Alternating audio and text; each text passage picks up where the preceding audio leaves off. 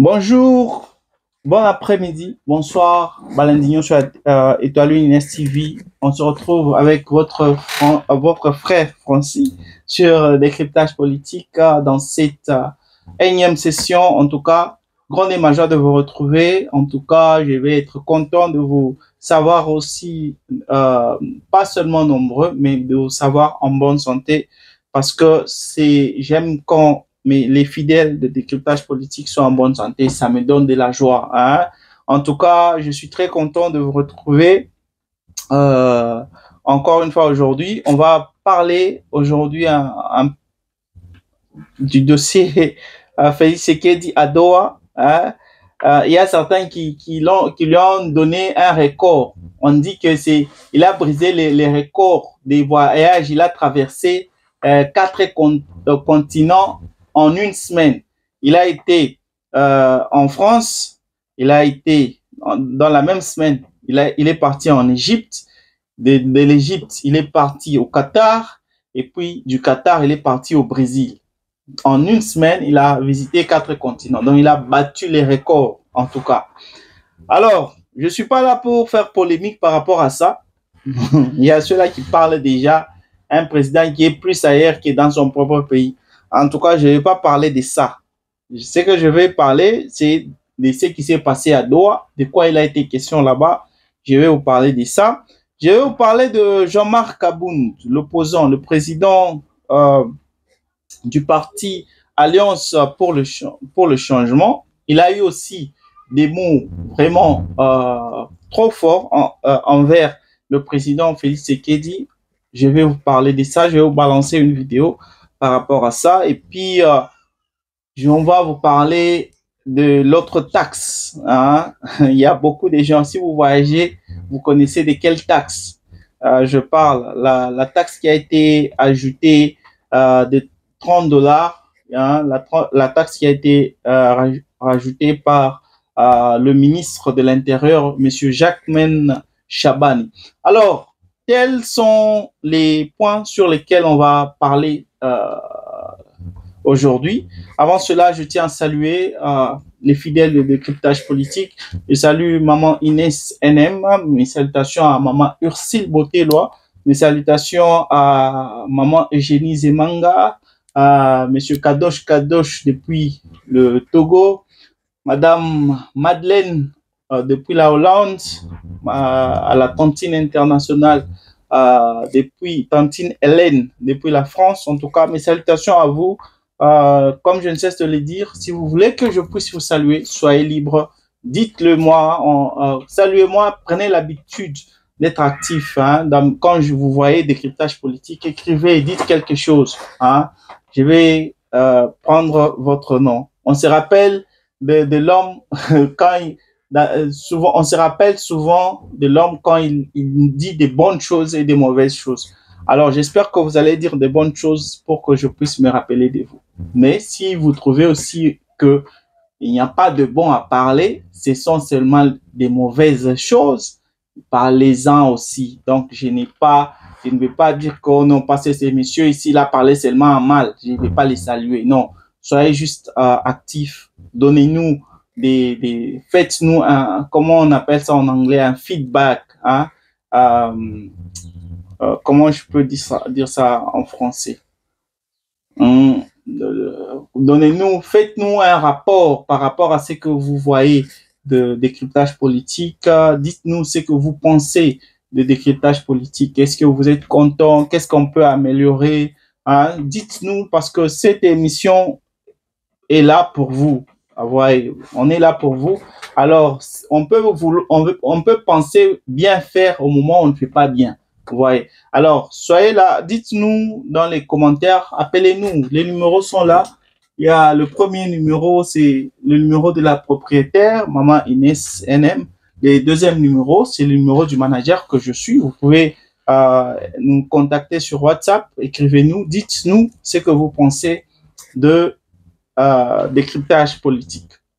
Alors, avant de commencer aujourd'hui, je vous passe d'abord ce spot publicitaire et puis je vous reviens après. Année à Sika, solo ya Sika, agrandissement des troisième jambes, Kimobali et Salakate, Bezamu Kier, Mama Azo Sepelate Nambetu, na Gavke, et la Moupi, Feti et Zongi, Ba Mama on a pas problème hier, ma bota, Myome, Fibro, Trompe, Kiss, règle abondante, Ménopause, attaque, commune à 65 ans, Mama, Okobota, Mwana, Yoka bien, dépression, maladie mentale, autisme, Ata Mwana Alobakate, Mokulu Makasi, Topé à Lalakate, tozali na solution na Gavker, bona loposo, totikali simate, vergete, babengi nduta, bouton, tache, 5 jours ya bamba, hoteli lokola lilala, teint uniforme, tozali na gamme complète, ya Coca-Cola, ya injection, ya comprimé, ya suppositoire, esengo ezali, mama, olingi ovindisa tolo pesima, sans opération, benga biso na lombango, papa, mama, yo oyo otungisama mingi na maladie, hémorroïde, interne, topé, externe, yoka na 2 jours ya bamba omoni changement ya solo ebongo ona bokono ya diabète, AVC, tension, topé, obésité, Gavker, golo solution, perte de poids naturellement au kokota salle de sport teo, na kisi ya comprimé, pe injection, na Gavker ozongi mobimba. Ba produit na biso ezali 100% naturel et salemi na ba plan na ba industrie ya Allemagne pe Angleterre. Na Gavker oko sepela. Voilà, on commence l'actualité d'aujourd'hui par cette nouvelle taxe aéroportuaire dont tout le monde parle, la taxe de 30 dollars. Les gens ont dit non, c'est trop. Il y avait d'abord GoPass. GoPass, vous vous rappelez la taxe de GoPass de 55 dollars par passager. Cette taxe avait commencé depuis 2009. Cette taxe qui fait rentrer dans le compte du gouvernement plus de 20 millions de dollars chaque année, plus de 20 millions de dollars que notre gouvernement touche juste par cette taxe. Alors, on parle maintenant de 30 dollars. Quelle est l'histoire? Quelle est la vraie histoire par rapport à cette nouvelle taxe, 30 dollars? Alors, je me suis vraiment enquéri de toutes les informations par rapport à ça. Est-ce que c'est vrai? Si c'est vrai, est-ce que on va commencer, c'est tous les passagers ou bien c'est seulement les passagers internationaux? Donc, qu'est-ce qui se passe par rapport à ça? Alors, je vais vous expliquer. Ça a été, selon le message, la lettre du gouvernement, ça a été signé par le ministre de l'Intérieur, M. Jacques Menchabani. Cette taxe vise à améliorer la sécurité dans les aéroports internationaux de la RDC. Alors, si cette taxe est vraie ou elle est fausse, cela a été juste mal interprété parce que moi-même, j'ai personnellement lu la lettre. Selon nos indiscrétions, ce n'est pas dire que on a ajouté sur les frais de voyage, on a ajouté les 30 dollars, cette nouvelle taxe de 30 dollars. Non, c'est pas ça. C'est plutôt une redevance sécuritaire perçue par les compagnies aériennes opérant en RDC sous code IATA. Donc, c'est une redevance qui existait depuis longtemps. C'est l'argent qui est déjà soutiré dans les frais que vous payez normalement. C'est-à-dire, si je vous donne un exemple, le vol Lubumbashi-Kinshasa, c'est 225 dollars. Sur les 225 dollars, le prix, normalement, le prix du billet uniquement, le prix seulement du billet, c'est 130 dollars. C'est 130 dollars. Alors, les 80, pas 80, 95, les 95 dollars, c'est là qu'il y a la taxe de GoPass et cette redevance sécuritaire imposée aux compagnies aériennes. Donc, les 30 dollars que dont on parle, ce n'est pas dire que on va ajouter encore sur les frais du gouvernement, l'argent que le gouvernement soutire de chaque vol qui est payé par toute personne qui voyage. Non, c'est pas ça. Donc, ne vous inquiétez pas par rapport à ça. En tout cas, l'argent que vous payez, donc les frais que vous payez vont rester les mêmes. Donc, c'est juste une mauvaise information ou bien une mauvaise interprétation par rapport à la lettre du ministère de l'Intérieur écrite par, signée Monsieur Jacquemain Chabani. Donc, ne vous inquiétez pas, mais nous pouvons toujours dire aussi quelque chose par rapport à cette taxe ici. Il y a beaucoup de choses à parler sur les vols en Afrique. Si vous voyez, en Afrique, les taux vraiment, les coûts des voyages entre pays sont tellement chers. Vous devez aussi comprendre que chaque pays veut avoir sa propre compagnie aérienne et il y a une politique qu'on appelle la politique de la porte fermée, c'est-à-dire on ne veut pas assez que les pays, on veut promouvoir les compagnies aériennes nationales pour empêcher. Par conséquent, on ne veut pas assez que d'autres pays puissent survoler nos territoires au moment où on a aussi nos propres avions, vous voyez. Alors, c'est dans cette optique qu'on a toujours imposé des taxes. Quand il y a des compagnies aériennes d'autres pays qui veulent effectuer leurs escales sur votre territoire, vous imposez des taxes. C'est pour que ces pays-là, ces compagnies aériennes-là ne fassent pas l'habitude de venir chaque fois chez vous, mais c'est aussi une façon de vous faire aussi de l'argent. La politique derrière tout ça, c'est d'encourager les compagnies aériennes nationales à se faire de l'argent. Parce que quand vous prenez des avions qui sont locaux, vous utilisez des compagnies aériennes nationales, vous encouragez ou vous faites la promotion de votre culture ou bien de votre compagnie aérienne, vous comprenez. Donc c'est dans cette optique qu'on impose des taxes. Même GoPass là, on impose là. Le mal avec GoPass, c'est qu'on a imposé cela sur toutes les compagnies aériennes, même les compagnies du pays versent ce montant-là de GoPass, vous voyez. Mais la réalité est que toutes ces taxes-là qu'on impose, c'est une politique africaine de promouvoir les compagnies aériennes locales. Vous allez vous donner un petit exemple.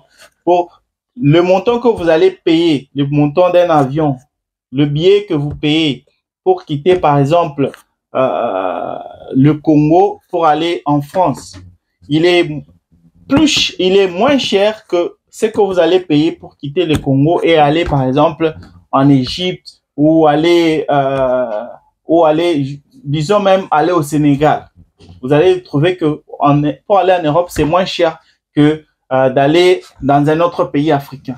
Vous voyez, c'est par rapport à toutes ces taxes ici. C'est comme ça que nos dirigeants africains raisonnent.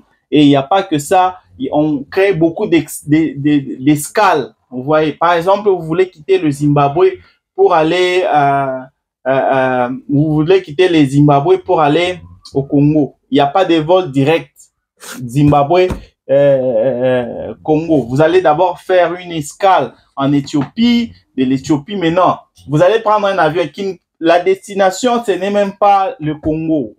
On va d'abord, la destination c'est la Zambie. On amène d'abord les gens au Congo et puis c'est comme un taxi. On amène les gens au Congo et puis du Congo, maintenant, on va ramener les gens qui devraient aller en Tanzanie, on les amène en Tanzanie. Donc, c'est comme ça. Et le pire avec ça, c'est que vous payez beaucoup d'argent. Vous voyez. Donc, on évite à ce qu'il y ait des voyages où vous volez sans passagers dans l'avion. Ouais. Imaginez qu'on mette seulement, ok, l'avion part seulement, quitte le Zimbabwe pour aller directement en RDC le vol direct, peut-être un avion de 100 personnes, vous allez voir peut-être seulement 40 ou 30 sièges qui seront occupés. Alors voilà pourquoi on crée aussi ces escales-là pour permettre à ce qu'il y ait beaucoup de gens. Hein. L'objectif, c'est remplir les avions, c'est faire beaucoup d'argent. Malheureusement, c'est ça la réalité en Afrique. Nous ne devons pas seulement condamner notre gouvernement congolais. Ces histoires de taxes existent partout en Afrique. C'est une politique qui date aussi de l'époque de l'époque coloniale. En Afrique, c'était toujours comme ça. On voulait faciliter les voyages entre l'Afrique et l'Europe ou d'autres continents pour faciliter le commerce ou bien les vols des minéraux. C'est comme ça que la politique de nos colonisateurs a fonctionné. C'est ce qui a permis à ce que ces gens puissent se faire beaucoup d'argent ou continuer à se faire de l'argent. C'est comme les visas, par exemple. Quelqu'un qui quitte la France pour venir en Afrique, il peut avoir son visa dans quelques jours et à très moins cher. Mais quelqu'un qui veut quitter l'Afrique pour aller en France, il doit faire beaucoup de jours et payer beaucoup d'argent pour aller en France. Mais eux, c'est facile pour eux. Donc, c'est la même chose aussi avec les avions. Pour quitter l'Afrique et aller là-bas, vous payez moins cher, mais entre nous, hein, les voyages entre métropoles, les grandes métropoles africaines, vous payez beaucoup d'argent. Donc, c'est un peu la réalité, la triste réalité en Afrique. Alors, je passe à une deuxième information. Je voulais annoncer dans le sommaire. On va parler de Félix Tshisekedi à Doha. De quoi il a été question? Je vais vous parler de ça. Je vais juste vous lire ça rapidement pour qu'on sache. Félix Tshisekedi, c'est que Félix Tshisekedi a dit à Doha.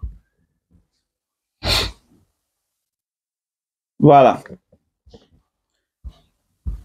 Le président Félix Tshisekedi a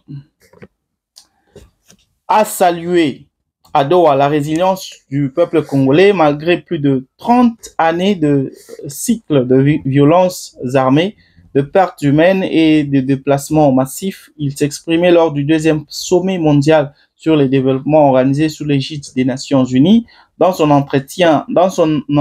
intervention, le chef de l'État a présenté les réformes engagées par son pays pour éradiquer la pauvreté et promouvoir l'inclusion sociale. Parmi ces mesures figurent la couverture santé universelle, la gratuité de l'enseignement primaire, le programme de développement de 145 territoires. Ces initiatives visent à renforcer la justice sociale et améliorer les conditions de vie des populations, en particulier dans les zones fragilisées par les conflits. Pour une coopération internationale équitable, Félix Tshisekedi a également insisté sur la nécessité de repenser les relations internationales. La coopération internationale ne doit pas être un système permanent de dépenses. Elle doit être un pacte d'égal à égal où chacun rend des comptes à l'autre. Là, ce sont ces mots. Il a appelé à un engagement politique fort pour que les principes de justice sociale deviennent une réalité vécue pour tous et non de simples déclarations par les forums internationaux. Le président congolais a conclu son discours par une vision ambitieuse. La RDC doit en un avenir où la RDC croit en un avenir où la justice sociale cessera d'être une promesse et deviendra un droit collectif et effectif. Cela exige du courage politique de regarder en face nos contradictions et de mettre fin à l'idée que certains peuples seraient condamnés à l'instabilité et à la pauvreté ou la guerre ou à la guerre. Là, c'était les paroles ou le discours de Félix Tshisekedi à Doha. Je ne vais pas faire des commentaires là-dessus. Je voulais juste vous dire de quoi il a été question parce que beaucoup de gens m'ont demandé pour savoir qu'est-ce qui s'est passé là, qu'est-ce que le président Félix Tshisekedi a dit. Alors, je vous ai juste passé ce que lui-même a dit. Je passe directement à Jean-Marc Kabound. il a eu son mot par rapport à Félix Tshisekedi. Il a dit des choses sur lui. Alors, je vais vous passer ce qu'il a dit et puis je vais maintenant vous faire, je vais vous passer mon analyse par rapport à Jean-Marc Kabound.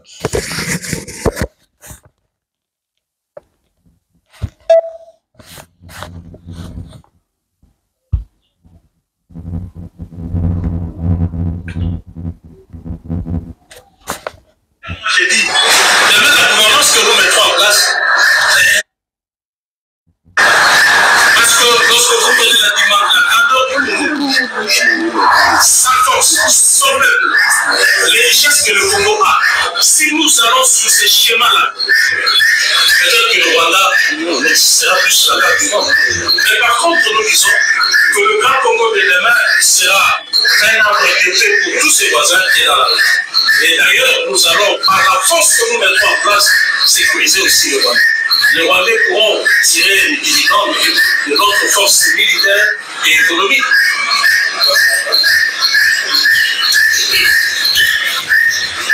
Monsieur Alain Mouma, s'il vous plaît. Passer dans les grandes tribunes internationales, dénoncer un petit pays comme ça. Que si seulement nous sommes sérieux, dans 48 heures, le Rwanda est écrasé.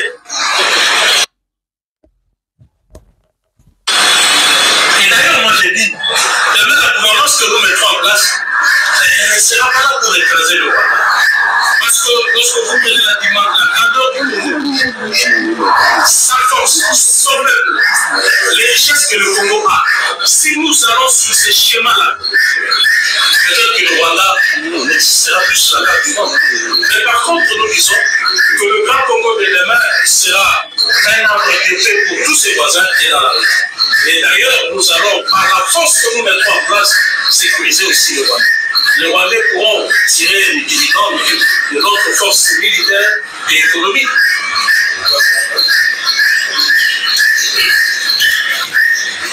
Monsieur Alain Mouma, s'il vous plaît. Passez dans les grandes tribunes. Je pense qu'on a tous suivi. Il a été vraiment très fort, hein, ce monsieur. Il a fait des déclarations très fortes. Il a dit, si on est vraiment, vraiment sérieux, hein, nous les Congolais, si on est vraiment sérieux, dans 48 heures, hein, on va, cette histoire avec le Rwanda, on va terminer ça. Dans 48 heures, c'est-à-dire dans 2 jours, on va terminer l'histoire avec le Rwanda. Bon, par rapport à ça, est-ce que il voulait plaire à son audience ou bien il était véridique dans sa façon de faire les choses? Moi, je trouve que il voulait plaire à la galerie parce que, premièrement, quand on veut combattre un ennemi comme le Rwanda, on doit se préparer. Et vous ne pouvez pas vous préparer dans 48 heures. C'est pas ça. Même si, tel qu'on est là, même si la MONUSCO, elle est là en RDC, elle ne fait rien. On n'avait pas à me dire que la MONUSCO ne peut pas détruire le Rwanda. Elle le peut, mais il y a cette politique qui est là, qui empêche à ce que la MONUSCO puisse intervenir dans cette histoire. Alors, nous devons tous comprendre que on n'est même pas en 2028. Les opposants sont en train d'affûter leurs armes. Il y a ceux-là qui se préparent carrément. Il y a ceux-là qui prennent des dispositions pour ça, pour que les gens le voient, pour mater les terrains. Il y a ceux-là qui matent les terrains. Il y a ceux-là qui s'engagent directement à fond dans la campagne. C'est ce qui est en train de se passer. Jusque-là, vous allez comprendre que les personnes qui sont actives dans la classe de l'opposition, c'est-à-dire qui ne mâchent pas leurs mots, qui parlent déjà, on dirait que ces personnes sont en train de battre leur campagne. Il y a Martin Fayoulou et Jean-Marc Kabound. Il y a aussi de l'autre côté Joseph Kabila et son clan. Moïse Katumbi, jusque-là, c'est quelqu'un qui ouvertement s'affiche comme quelqu'un, un allié de Joseph Kabila, parce qu'il ne veut pas condamner Joseph Kabila. C'est comme s'il sait que il a beaucoup de chances à ne pas gagner les élections, même s'il il était candidat unique de l'opposition. Il n'a pas beaucoup de chances gagner ces élections. Vous vous rappelez de cette fameuse narrative, de cette rhétorique plutôt des pères et des mères. Il sait qu'il ne va pas gagner. Alors, il ne peut pas condamner Joseph Kabila, surtout qu'il n'est pas il n'est pas vu de bon œil par Félix Tshisekedi. Alors, voilà pourquoi il est en train d'hésiter et il ne peut pas aussi se prononcer comme candidat si il veut entretenir et garder sa relation avec Joseph Kabila, parce que Joseph Kabila aussi constitue un opposant à Félix Tshisekedi. C'est-à-dire, si aujourd'hui il y avait élection et que Joseph Kabila postulait, Moïse Katumbi va être derrière Joseph Kabila, il va le soutenir. Il ne va pas dire que moi je vais être l'opposant et je veux que Joseph Kabila me soutienne, ça ne va pas se faire. Alors, quant à Martin Fayulu, de son côté, il est en train aussi de battre sa campagne de loin, parce qu'il ne le fait pas au pays. Bien sûr, son parti, la Mouka, est vraiment actif. Il intervient à chaque fois qu'il y a polémique, à chaque fois qu'il y a des problèmes dans la classe politique de la RDC, son parti a toujours intervenu. Mais Jean-Marc Kaboun, de son côté, lui qui était un allié de Félix Tshisekedi, a tourné le dos contre lui. Il a créé son propre parti, Alliance pour les changements. Alors, c'est pas un monsieur à prendre très, très au sérieux. C'est un protégé de Joseph Kabila en déguise. En anglais, j'aime bien le dire in disguise. Ouais. Alors, il sait déjà, il veut faire croire aux gens que il est contre les Rwandais. Il veut faire croire aux gens qu'il est contre tous les belligérants qui combattent la RDC. Mais la réalité est telle que c'est un allié de Joseph Kabila. C'est juste quelqu'un qui travaille de loin. Il sait lui-même qu'il n'est pas populaire. Il sait lui-même qu'il n'a pas les moyens de battre campagne. Ce monsieur-là, c'est Jean-Marc Kaboun.